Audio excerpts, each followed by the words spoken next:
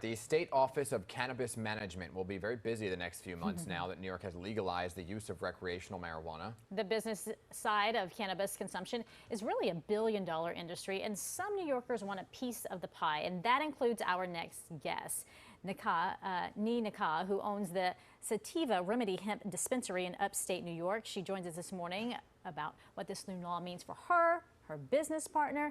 Nhi Kha, thanks so much for being with us today.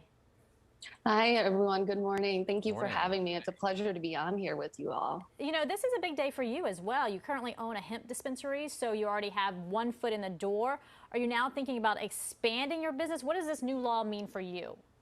Yeah, the passing of the MRTA, the marijuana taxation law, has really given our business a boost because we're going to be able to expand. We're going to be able to retail outside of the current hemp products that we retail now.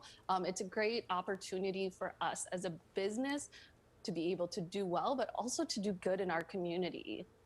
You know, I want to ask you the difference, though, because people hear this, right? What's the difference between a hemp dispensary and a marijuana dispensary? Absolutely. First and foremost, we have to understand that it is the same plant. A quick analogy is like, think of it like the apples in your grocery stores. There's such a variety of them. Hemp, less than 0.3% THC. It is non-intoxicating, but provides all the benefits of the cannabis plant. Whereas cannabis can have a variety, a varying level of THC. And this allows for folks to be able to have different effects.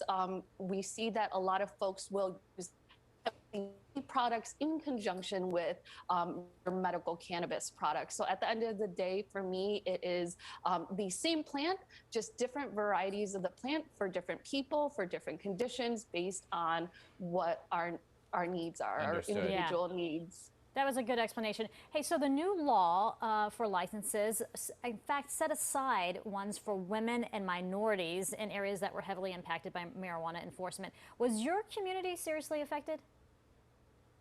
Yeah, so I grew up in the city of Buffalo. My business is currently in a suburb outside of Buffalo. But what I've seen in the city of Buffalo is marijuana enforcement has really had a negative impact on the lives of so many. We know that across all races, marijuana use is relatively equal. But in the city of Buffalo, we know that minorities, people of color, are oftentimes the target of marijuana enforcement. And this leads to a whole slew of issues, I believe. Not only are we talking about incarceration, but lack of access to housing, education, and so forth. So by passing the Marijuana Taxation Act, we're seeing that we're going to try and correct these changes. It's a starting point to ensure that a lot of folks get access not only into the industry, but into having the ability to access this plant. Understood. You know, and I keep talking about this mind shift, right, that people are going to have to make. The commissioner of the New York City Police Department was here yesterday talking about concerns of people smelling it on the streets. There's been this concern also that it could be a gateway drug now for some minors. Being in the industry, being on the forefront of it every single day, what is your response to the critics who are saying, well, it's going to affect children negatively? Yeah, I completely understand. 90 years of prohibition is what has caused this quote unquote reefer madness. There's a lot of misconceptions about the cannabis plant and its role not only in society and our health. So I want to make this statement directly to the parents out there who are concerned about their children using cannabis unsafely.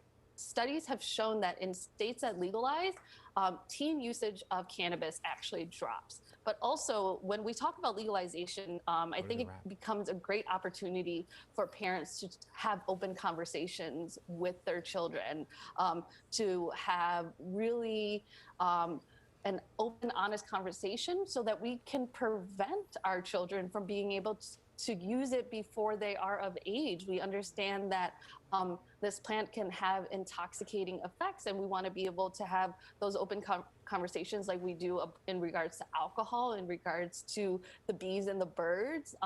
So I really think that this is going to be a great opening conversation and a change in mindset, like you said. All right, Nhi Kha, thanks so much for your explanation and your insight on this. We do appreciate it. Yeah, absolutely. Thank you guys.